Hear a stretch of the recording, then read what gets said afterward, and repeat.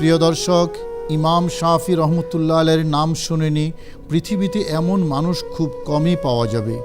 ইসলামী আইনশাস্ত্র তথা ফিখের দুনিয়ায় তিনি এক সূর্যের মতো। মহান আল্লাহ তাআলার প্রদত্ত প্রতিভা দিয়ে তিনি দ্বীন ইসলামের অনন্য সাধারণ খেদমত করে গেছেন। ইমাম শাফি রহমতুল্লাহ আলাইহি আপন যুগের অদ্বিতীয় আলেম, মুহাদ্দিস এবং ফিকহবিদ ছিলেন। প্রিয় দর্শক, ইসলাম ধর্মের কোরআন এবং হাদিসকে পৃথিবীর মানুষের কাছে সহজবোধ্য করে আমলযোগ্য করে যে সকল ইমামগণ সম্যক পরিচ্ছন্ন করে তুলে ধরেছেন, তাদের মধ্যে ইমাম শাফি রহমতুল্লাহ অন্যতম। চার ইমামের মধ্যে ইমাম শাফি রহমতুল্লাহ আলাইহি একমাত্র ইমাম যিনি কুরাইশি ছিলেন। ইমাম শাফি একাধারে ফকি ছিলেন, মুহাদ্দিস ছিলেন, সমসাময়িক সকল সমস্যার একজন সমাধানদাতা ছিলেন। আজ আমরা আপনাদেরকে সেই বরেণ্য ইমাম শাফি রহমতুল্লাহ আলাইহির মাজারে নিয়ে যাচ্ছি। চলুন আমরা আপনাদেরকে সেখানে নিয়ে যাই। দর্শক, ইমাম শাফি রহমতুল্লাহ আলাইহির মাজার মিশরের রাজধানী কায়রোর মূল সিটির কার্রাফা সুগরা নামক এলাকায় অবস্থিত। তবে এই জায়গাটিকে সবাই মাকাম ইমাম শাফি নামেই চেনে। আল আজহার বিশ্ববিদ্যালয় থেকে দক্ষিণ দিকে প্রায় 6 কিলোমিটার দূরে অবস্থিত এই কার্রাফা সুগরা। ইমাম শাফি রহমতুল্লাহ আলাইহির মাজারে যাওয়ার কথা বললে সবাই খুব আনন্দ চিত্তে রাস্তা দেখিয়ে দেয়। গাড়ির চালকরাও প্রায় সবাই চেনে। সে কারণে এখানে আসতে আমাদের জন্য খুব সহজ হয়েছে।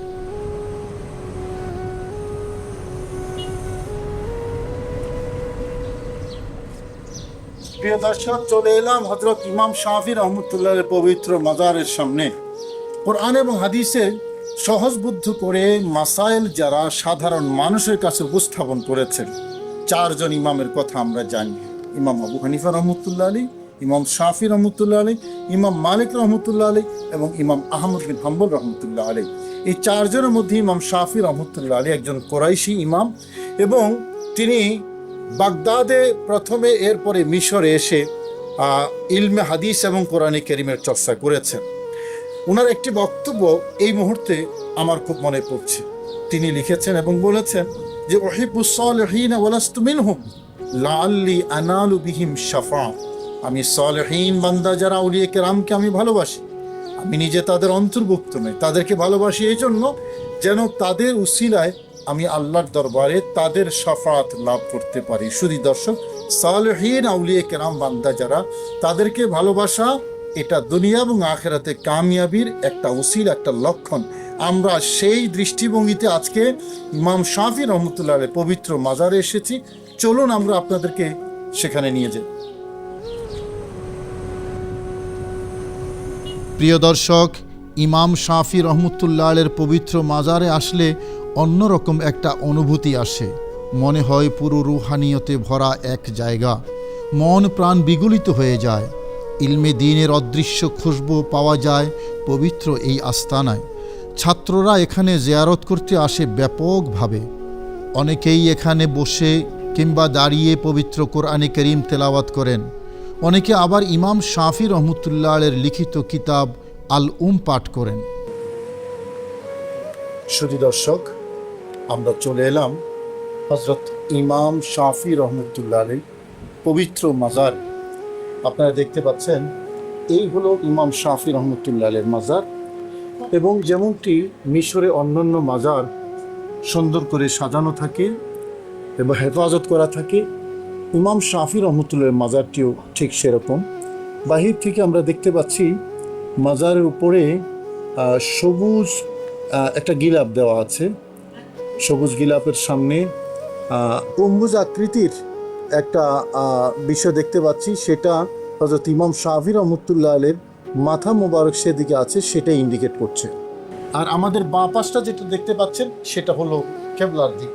শুধু দর্শক, এই যে টোটাল যেই ঘরটা, যেই ঘরে ইমাম শাফি রহমতুল্লাহ আলাইহিকে দফন করা হয়েছে, আপনারা দেখতে পাচ্ছেন প্রাচীন স্থাপত্য কাকে বলে এখানে আসলে বোঝা যায়। এত সুন্দর করে ভেতরটা সাজানো, আসলে মানে অভিভূত হওয়ার মতো কারুকাজ এখানে আছে। উপরে গম্বুজ থেকে শুরু করে চারদিক সাজানো আছে এবং কোরআনে কারীমের আয়াত লেখা আছে, বিভিন্ন কবিতার লাইন লেখা আছে আমরা দেখতে পাচ্ছি, এবং যেমনটি আরবি ঐতিহ্য একটা ঝাড়বাতি সুন্দর করে ঝুলিয়ে দেওয়া আছে। ইমাম শাফি রহমতুল্লাহ আলাইহি পৃথিবীর মধ্যে সে সকল ইমামদের একজন যাদের কথা শুনলেই মুসলিম উম্মার শির অবনত হয়ে যাবে, কারণ এত বেশি খেদমত ওনারা করে গেছেন, এগুলোকে পরিমাপ করাও আমাদের জন্য অনেক কঠিন। ইমাম শাফি রহমতুল্লাহ আলাইহি আগেই বলেছিলাম চারজন প্রসিদ্ধ ইমামের একজন, শাফি মাযহাবের প্রতিষ্ঠাতা, অসংখ্য কিতাবের রচয়িতা।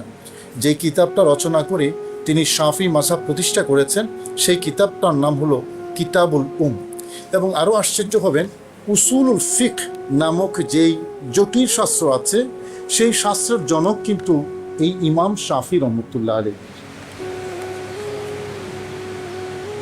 প্রিয় দর্শক, মিশরের ঐতিহাসিক বরকতময় স্থানগুলোর মধ্যে ইমাম শাফি রহমতুল্লাহ আলাইহির এই পবিত্র মাজার অন্যতম। এই মাজার ভবনের ছাদ মূলত কাঠ দ্বারা তৈরি, বিভিন্ন সময়ে সংস্কার হয়ে আজকের এই রূপ। ভেতরে পবিত্র কোরআনে কারীমের আয়াতুল কুরসি সহ বিভিন্ন সূরা লিখিত আছে। পাশাপাশি ইমাম শাফি রহমতুল্লাহ আলাইহির জীবনী এবং ইসলামী জ্ঞান বিজ্ঞানে ইমাম শাফি রহমতুল্লাহ আলাইহির অবদানও লেখা আছে সুন্দর করে। প্রিয় দর্শক, মেহরাবের মতো এই জায়গাটি যেটা দেখতে পাচ্ছেন, এই জায়গায় ইমাম শাফি রহমতুল্লাহ আলাইহি প্রতিদিন আসর থেকে মাগরিব পর্যন্ত এখানে বসতেন, ইবাদত করতেন, ইলমে হাদিস এবং ইলমে ফিকহার চর্চা করতেন। এবং এখানে বসাকালীন সময়ে ইমাম শাফি রহমতুল্লাহ আলাইহির উপরে আল্লাহর পক্ষ থেকে বিশেষ ইলহামি ইলম নাজিল হতো এই জায়গায়, বরকতময় জায়গায়। সেই জন্য এটাকে আপনারা দেখতে পাচ্ছেন সংরক্ষণ করে রাখা আছে, যাতে মানুষ বুঝতে পারে এই জায়গায় ইমাম শাফি রহমতুল্লাহ আলাইহির আমার বসার বিশেষ জায়গা। জিয়ারতের অনেক সুন্দর পরিবেশ আছে। প্রতিদিন সকাল 9টা থেকে বিকেল 5টা পর্যন্ত জিয়ারতকারীদের জন্য মাজার খোলা থাকে। তবে রমজান মাসে বিকেল 4টায় মাজারের গেট বন্ধ হয়ে যায়। প্রিয় দর্শক, মহান আল্লাহ তাআলার দ্বীনের খেদমতের জন্য যারা জীবন বিলিয়ে দেন, আল্লাহর সৃষ্টি জগতের কাছে তারা স্মরণীয় ও বরণীয় হয়ে যান। ইমাম শাফি রহমতুল্লাহ আলাইহি তাদেরই একজন। 150 হিজরিতে জন্মগ্রহণ করেছেন ইমাম শাফি রহমতুল্লাহ আলাইহি। তার আসল নাম মোহাম্মদ এবং বাবার নাম ইদ্রিস।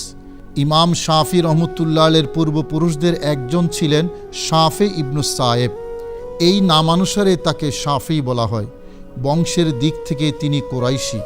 তার জন্মস্থান নিয়ে একাধিক মত পাওয়া যায়। কেউ বলেছেন মিনায়, আবার কেউ বলেছেন ফিলিস্তিনের গাজ্জায়। এই গাজ্জাকে আমরা গাজা বলেই জানি। আবার কারো কারো মতে ফিলিস্তিনের আসকালানে ইমাম শাফি রহমতুল্লাহ আলাইহি জন্মগ্রহণ করেছেন। আসকালান গাজ্জার মতোই ফিলিস্তিনের একটি বিখ্যাত জায়গা। ইমাম শাফি রহমতুল্লাহ আলাইহি পিতৃহারা এতিম ছিলেন। শৈশব অবস্থা থেকে কষ্টের জীবন নিয়ে বেড়ে উঠেছেন তিনি। 7 বছর বয়সে পবিত্র কোরআনে কারীম হিফজ করেন। এরপর পবিত্র মক্কা শরীফ, মদিনা শরীফ, বাগদাদ সহ তৎকালীন সময়ে জ্ঞান বিজ্ঞানের জন্য প্রসিদ্ধ বহু জায়গা সফর করেন এবং সেখানকার ওলামায়ে কেরামের কাছে ইলমে দ্বীন হাসিল করেন। মদিনা শরীফে তিনি ইমাম মালিক রহমতুল্লাহ আলাইহির কাছে পড়াশোনা করেন।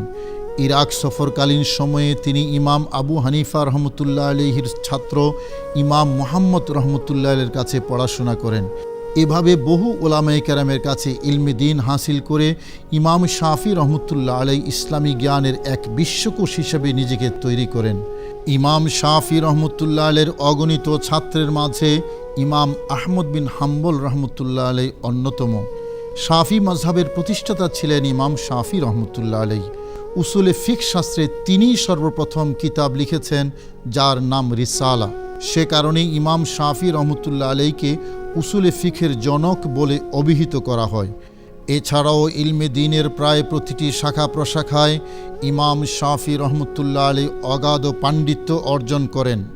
204 হিজরির রজব মাসের শেষ রাতে তিনি ইন্তেকাল করেন এবং এই জায়গায় ওনাকে দাফন করা হয়।